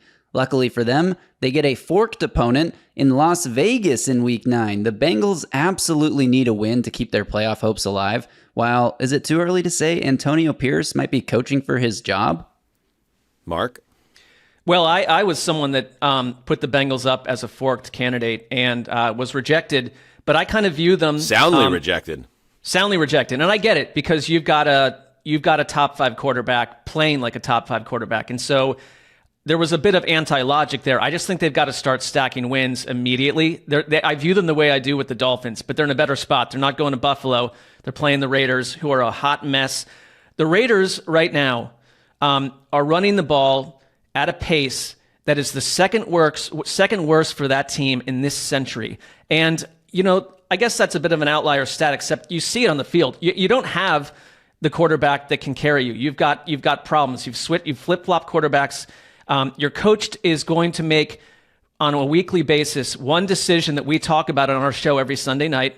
That's a bit of a liability. And you can't, if anything, if you had a ground and pound type offense where you can support the lack of talent around you, that's fine. But it's like Max Crosby on defense and very little else. And so Bengals, you've got to take care of this. And I think you need to take care of it with authority. You need to show us who you really are, and you need to go on the run that we expect you. This is the one team that gets a free pass for starting slow, for starting in a slumber through all of September. And I find that to be ridiculous that they get a free pass for that. I don't know if they get a free pass, but it is just the reality of the situation. This is what they've done. But they haven't heated up this year, and that's why there's cause for panic in the streets of Cincinnati. Next, Patriots at Titans. It's a fork-off.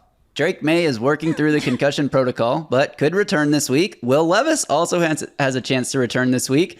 I really hope they both play because I can't imagine a more boring game than Jacoby Brissett against Mason Rudolph. Loser of this game will have a firm grasp on the number 2 overall pick. Titans, please do not win. Justin, do you know I was watching the World Series this week, and in the middle of the World Series, Yankees versus Dodgers, millions and millions of people watching, they cut to a mayonnaise commercial with Will Levis doing the splits. Like, I know we've hit on this, but like, it's crazy that commercial is still in rotation. That's all I have on this game.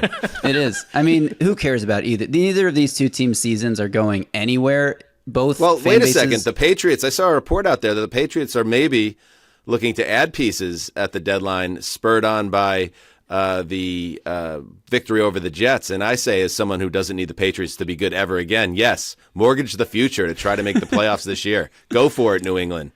Yeah, that would really surprise me if that actually happened, because like a week ago, Gerard Mayo was like, call us, take some people away from us, you know. So I would be surprised. I will say, quick, Jourdan. I thought of you, Dan, last week because that was the Patriots Super Bowl, and so sorry about that.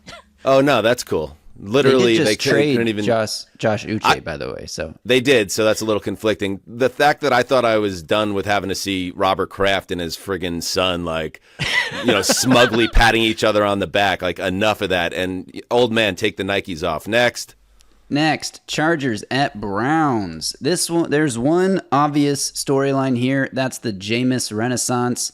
And why not Jameis Winston? I mean, come on, we're seeing it all over the league. Sam Darnold, Baker Mayfield, Geno Smith, former top pick QBs. Well, Geno was second rounder, but former top pick QBs finding success in new homes. However, this is a tougher matchup against the Chargers defense. The Chargers play a very gritty brand of hardball. Can they keep up, though, with the Forest City Gunslinger? That's my new nickname for Jameis Winston. Okay, we'll work on that one. Dugar? I enjoyed Jameis kind of soft launching his mega church. I am delivered. That's what it is. You hit on it.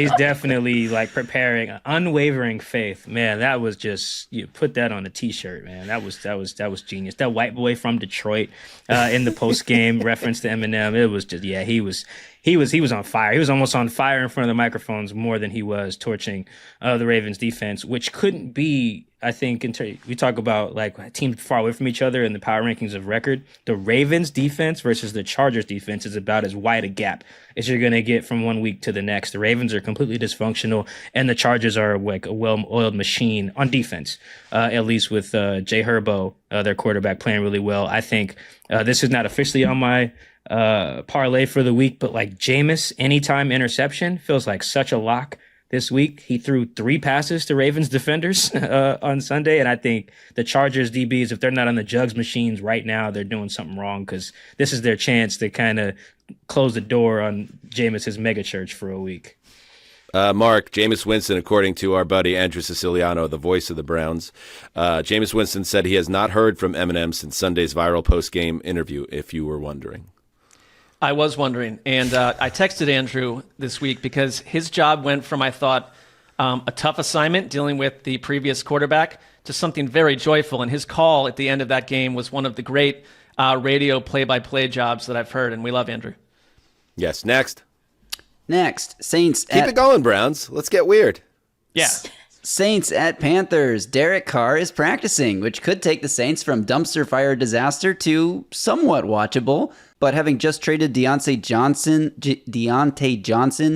the recently forked Carolina Panthers have sort of waved the white flag on this season. So, can the Saints finally end their 6-game losing streak? Interesting. Now, this is a sad matchup, Jourdan.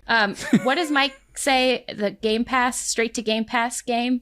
This is a similar vibe, although I do think you're setting yourself up, if you're New Orleans, for one last sort of desperation surge with Derek Carr if he gets back at the wheel. But they were starting to fall off offensively, even with Derek Carr healthy right before he got hurt. So still a concern there.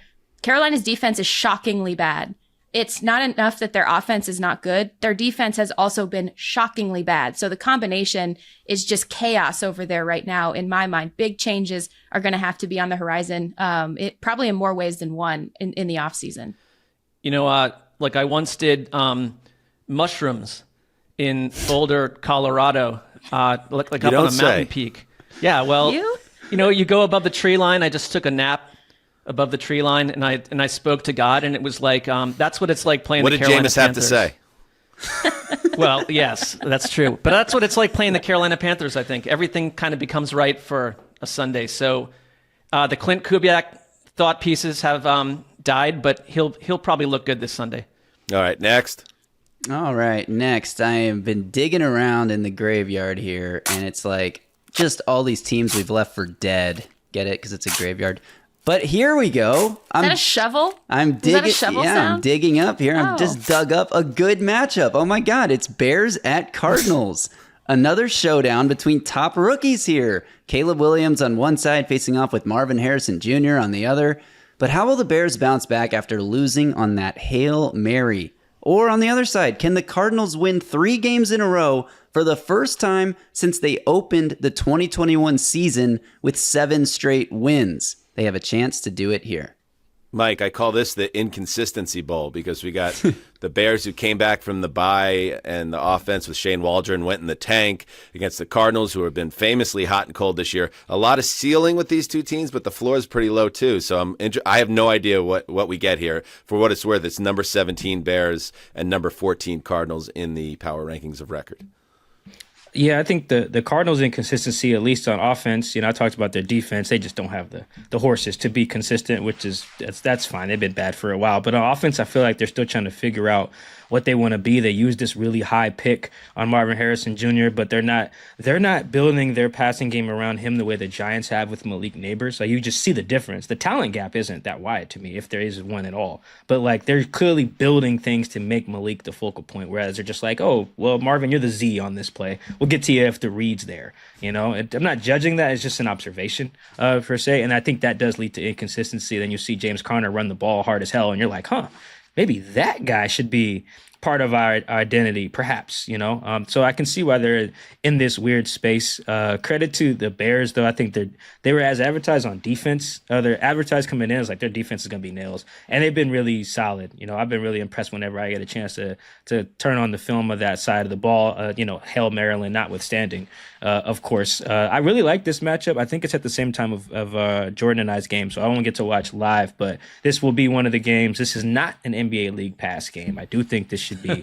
This is almost as close to must see, I think. And last thing, just the Bears, man, that's tough. They're in the best division in football, man. They can't afford to be giving up games on Hail Marys, particularly NFC games too. That was just a mess all around. So for their sake and for them being relevant in the conference, I hope they can bounce back and win this, because if not, with how the rest of the teams in the conference is looking, they could be just dead in the water by like week 10 or something. And one little tag, because famously Bears cornerback Tyreek Stevenson was taunting Commanders fans on the sideline and got a late start on the Hail Mary. He was also the one that tipped the ball accidentally to the receiver for the touchdown. He apologized to the team this week, which led to a lot of tweets congratulating Tyreek Stevenson on being so mature and owning up to his mistakes. And I guess that's cool. That's good. I'm glad he did that. But always weird when all of a sudden now he's just getting showered with praise. I guess it's a roundabout way to end up being told that, like, what a great guy you are. I'm going to try something like that this week. I haven't decided what I'll do, but that is a something classic. Stupid. Like, Dan, knowing you for over a decade, like that's the minute I saw that starting to bubble up, it's like that is absolutely going to be on Dan's solar radar. Like, he's not going to love that. And I'm with you. This is what is an incredible show of character by Tyreek Stevenson. All right, let's just move on. Okay. All right. Yes. He learned let's from move a on. mistake. I know. I'm just saying. Like, can we just I'm say the opposite of you on this, Dan, as the golden retriever of the group. So, all right, go ahead, Justin. One more. What an amazing person. I like crows. Oh, that's true. That's true. It's Halloween. Crows seem like they're part of the Jaguars at Eagles. The Eagles are hitting their stride as we reach the midseason point here. The Jaguars just got forked, so that's the opposite of hitting your stride. But Travis Etienne may be back this week. Although, is that good? Is that good for the Jags offense? Tank Bigsby has been so impressive. Like, Travis Etienne, who cares? It doesn't matter. The Eagles should be able to flex their style of play here against a very bad defense. The Jags are allowing the second highest EPA per play in the league.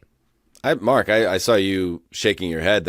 I think, of course, it helps. Tank Bigsby's been great, but Etienne would add element to that offense. They could both be on the field at the same time, too. I don't know. Seems like a good thing. But I think Bigsby, so last year this wasn't the case, but when you make him the primary runner, he is forcing missed tackles at the second highest rate among any running back in the league.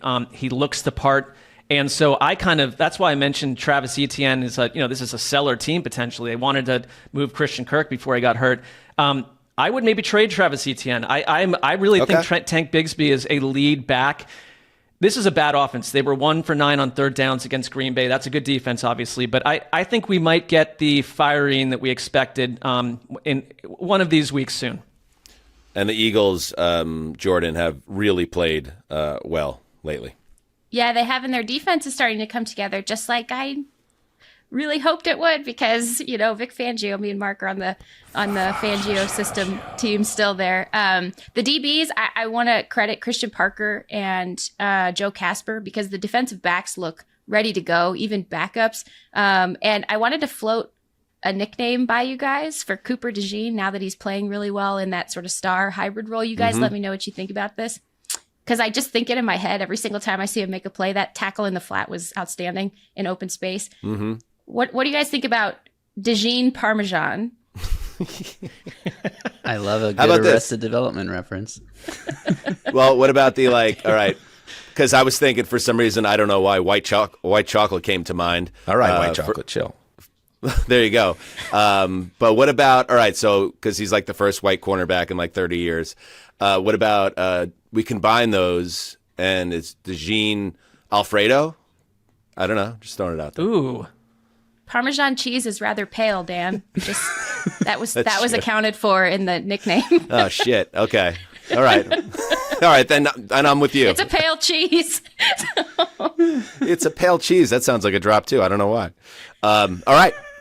That's it. That's it for the Gravy Yard. Great job, Justin, as always. We'll be right back, checking in with Money Mike and then making our fearless predictions. Who likes touchdowns? I know I do. On Underdog, playing touchdowns just got even better. Introducing Red Zone Rush, a new way to play touchdowns all October long. Just head to the Underdog app, tap Play Now on Red Zone Rush in your Pick'em lobby, and swipe right to add touchdowns, swipe left to skip. It's like a dating app. Justin knows about that, but for the touchdowns instead. Plus, every Red Zone Rush entry automatically receives a profit boost, so sign up with the code HTC and receive up to $1,000 in bonus cash when you deposit in the Underdog app. For our U.S. audience only.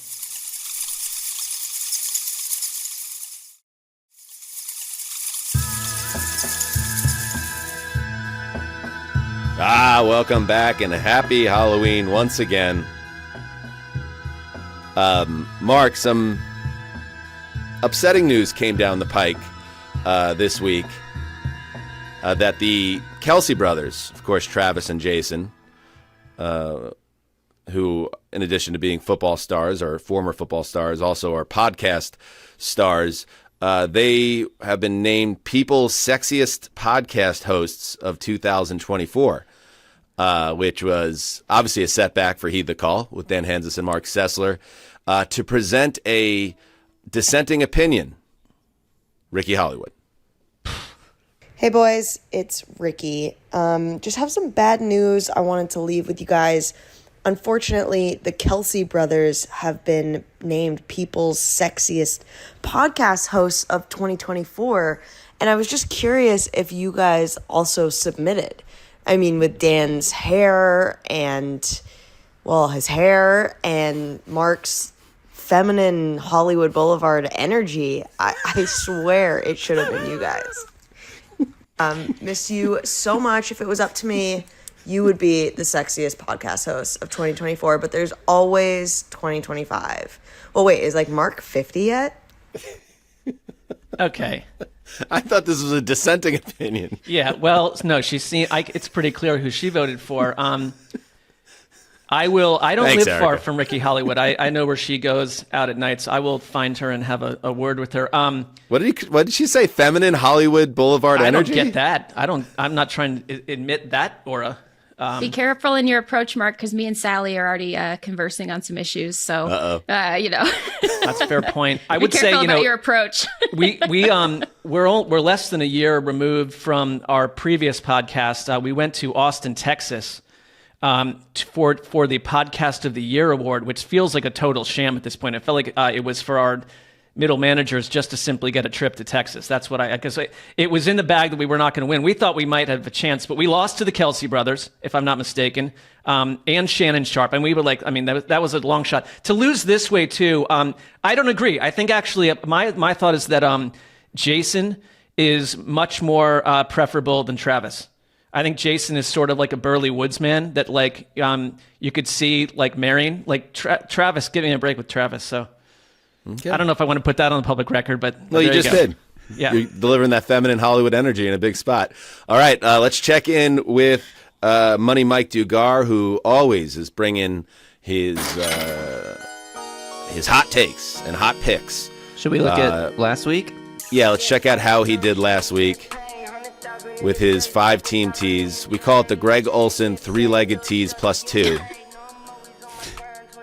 So 3 for 5, that's profitable. It's pretty good, 60% hit rate. A kicker in Tampa Bay or Atlanta going over 1.5 field goals. Felt like a lock. Neither kicker did it. Younghoe Koo missed one of his 2 field goals, or he would have hit it. Joe Burrow hit his alt passing yards line of 225 plus. Lamar Jackson over 263 passing plus rushing yards. He had 289 passing alone, so that's a win. Hunter Henry beat his 32.5 receiving yards line up to 45 receiving yards, so 3 wins there. But unfortunately, Tyreek Hill only had 72 receiving yards and 0 rushing yards, so he did not go over 86.5 rush plus receiving yards. All right, Mike. I'm sorry, 3 out of 5 is not good enough. We're going to have to hit you with the sting drop penalty for your percentage this week. I apologize to the people. I love Sting. I had too much faith. Oh my god, I hate that drop. I had too much faith in the homie Younghoe. Man, I thought that 54 He's yarder been a was little cash. touch and go at times this year, Younghoe. He's had some big kicks also, but yeah. Yeah, right. that was unfortunate. What do you got this week? I'll keep it to 3 this week. I don't have any player props this week. We'll just go with some spreads that I like. Well, at least one money line. Bills -6 or 6.5 doesn't matter. I've seen it in different places. Chargers spread as well, and we'll go Eagles money line. Those are the 3 locks I love for the week. If you want to make money, get on it. All right, now moving on. As we always close the show with fearless predictions, let's check in with last week's fearless predictions and see how we all did. All right, starting with Michael-Shawn Dugar, there are 6 teams getting 5+ points. Spread-wise, at least 4 of them will cover. Oh, yeah. I Justin? forget who they all were at the moment. I think I got Raiders it were for ya. 1. Okay, yeah, go ahead. He had Cleveland +9. Okay, first of all, clarification. I'm using the point spreads at the time of our last Thursday show. These lines did move a little bit, and I'm not sure you would have hit this All right, if we Justin. go with the closing lines, but it's fine. Let's just keep. We're trying to bring the show into a close. We don't need the addendums. Yeah. Cleveland +9, they won outright. New England +7, they won outright. Vegas +10, they covered. Colts +5.5, they covered. There's 4 of your 8. All right, Mike is in first place in this halfway through. The Gravedigger Raiders upset the Chiefs with 3+ touchdowns from Gardner Minshew. Sorry, buddy, that did not work out. The Zuzzer Jets get double-digit win in New England. Garrett and Devontae go over 200 yards combined. You know, and can I reiterate? I feel so sorry for Jets fans and what they have to go through. Big of you. Like it cannot be easy. to go through life as a Jets fan, and I just pull for you guys to one day get your own Jaden Daniels. Jourdan Rodrigue, 2 games decided by a game-winning kick, both 46 yards or longer. Were there any? What? There were 2 games decided by game-winning kick, 0 of the distance. Oh, yeah. We had some chippies. Sorry, Jourdan. And the Sess Dog, a little bit of controversy, Sess. You weren't here for last Thursday's show. Oh, I heard about it. Yeah, I'm sure you did. And I also... Someone told you? Nobody was supposed to tell you. Nobody was supposed to say I heard anything. about it just from the public, but like... No, we told the public not to say anything, so you would learn about it on today's show. Well, I strongly disagree, because when I brought up the change in play calling duties / assistant coach situation, we talked about it, like shift in play calling duties being something that you would all smile favorably upon. So then I catch COVID, and like a bunch of nonsense happens while I'm absent on a couch asleep. That's a tough break. But what about this week? Well, it happened this week. An NFL single game record of some variety is broken. Do you have any idea, Mark? Like, you're thinking we're being unfair by not giving you the Fakakta one last week. There are like 400 NFL records broken like every week. Every week. I'll share just a few. Jourdan was nice enough to dig it up, because the NFL sends out documents just explaining all the different records. Not to us, Jourdan, do you yeah. want to do it? Jourdan, give us some records that were set in week 8. Okay, let me on the spot here. Okay. Malik Neighbors, he became the 3rd player in the Super Bowl era with 40-plus receptions in his first 6 career games. Bo Nix passed Drew Lock and Hall of Famer John Elway for the most wins by a rookie starting quarterback in Broncos history. Let's see. Matthew Stafford passed Dan Marino for the 9th most completions in NFL history. Do you need me to continue? Yeah, Well, you get the gist. I will back Mark up a little bit, because he specifically said a single game record is broken. Not most in NFL history, not Right. career Not a stats, stat blah, blah, compiler blah, blah, type blah. deal. What was the single game? So I'll read it to you. Dan Orlovsky tweeted this out. You can read it yourself. But, okay, a team that scored 20-plus points, didn't turn it over, allowed fewer than 250 yards. In NFL history, teams are 750-1, including playoffs, when generating that box score. The only loss was the Jets against the Patriots last week. A single-game record was set. A mind-altering, hallucinogenic type stat was set last week. Is this you lashing out, Mark? Yeah. No, I think hit out. the thing is, I didn't only nail it. I mean, it was like prophetic. No, It think was how like- niche you had to go there. How many layers there were to get to that being an NFL record. It was Well, you asked the literally Jets if that's impossible. niche. Like, Oh, I the will- Jets will show you. I will push back on Mark now after defending him a second ago. A single Die. game record, when you think about it, you're thinking like, oh, most receiving yards in a game, most passing Of course. touchdowns in a game, This is most ridiculous. points. Like that's what you're thinking about, but this is a single game record. Listen, all I'm gonna actually, this is more because I knew this was gonna, like, some running back running for like more than you think. Like, that's one thing. This 750 times in history. And then We gave this it to you, game goes Mark. in the I know, but it's like And all the Mark Parrot heads out there are gonna put you up on their shoulders, and so we're not taking it away from you. But just all I'm gonna say is this week you better come with like a prediction that is rock solid. Give us something. Sure. Go ahead, start. All right. Well, so this week my fearless prediction is that we will get, and this does not happen. It's very rare. We get a shutout. That was very Trumpy, by the way. I didn't try Does to make not that happen. It's very rare. We get a shutout. 0 points for one team. A team gets shut out. Okay, Yeah. I like that. And there's no way to misinterpret or No. find no a way gray to area. manipulate. Yeah, that's good. All right, Jourdan, you. Yeah, I know you guys were really excited about National Tight Ends Day last week, or National Tight Ends Week, or whatever the hell it was. It was the week of the tight end touchdown. I'll continue the tight end annoyance by saying 2 tight ends go over 100 yards this weekend. 2, huh? 2. We good with that? 2? That feels a little. Well, what's the norm? I don't think it's happened once this year. I don't think it's happened yet this Well, season. then It's okay. been That's fair. touchdowns. That's Is fair. that Yeah. really true? Even last week where they had like the big tight end week? Huh? It's just touchdowns. Yeah. Wow, unbelievable. All right, how about Money Mike? All right, this week I am going with over, continuing the Money Mike theme. there. We're going with an over. Over 700 total rushing yards by quarterbacks in Week 9. For those curious, that has only happened. It happened the first 2 weeks of the season and has not happened since. Over 700 yards rushing combined by quarterbacks. That includes kneel downs as well. I know that's going to impact the total, which it does every week. It usually accounts for about, on average, just doing some napkin math, about 30-ish yards per week is usually what kneel downs account for. But still, even with those, we're going over 700 this week. I like it. Justin? All right, I have Joe Flacco continues to impress, throws for another 300-yard game, and leads the Colts to victory over the Vikings. And this wasn't planned, have the same exact prediction as Justin Graver. We are lock bros this week. I have also the Joe Flacco-led Colts. They get a 300-yard passing game from their quarterback, and they beat the Vikings on the road in prime Wait, time. you both wrote the same exact sentence? That's kind of effed up. Mind meld. It's a bit of a paranormal scenario on this Halloween. How about that? And we hope everyone has a happy Halloween. Thank you for checking out the show. And remember, the Friday morning draft of the games that we will cover on Sunday is on Patreon on Friday morning. Speaking of Patreon, the trade deadline live stream also on Election Day. So I guess we're trying to get a piece of that Election Day action too. But I took advantage of the early voting period personally.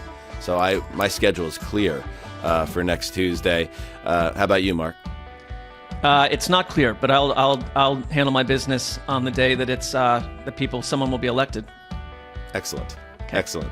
And on Sunday, we'll recap every game that we just previewed. Thank you to everybody. Thank you to Mike and Jourdan. And until next time, do what you must. Heed the call.